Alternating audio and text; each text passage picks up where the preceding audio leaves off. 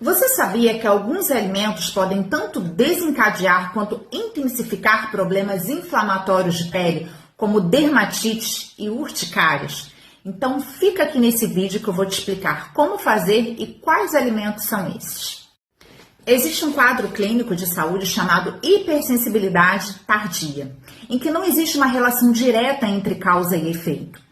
Então, quando o paciente começa a apresentar algum problema inflamatório de pele, ele vai naquele profissional onde aquilo apareceu. Então, geralmente, se aparecer no braço, em qualquer parte do corpo ou no couro cabeludo, ele procura um dermatologista. Então, não existe um exame específico. No primeiro momento, ele faz um tratamento e o tratamento pode conseguir até suprimir aqueles sintomas, mas não vai atuar na causa, porque não foi ali que começou. E não existe padrão ouro para diagnósticos nem de alergia e nem de hipersensibilidade tardia.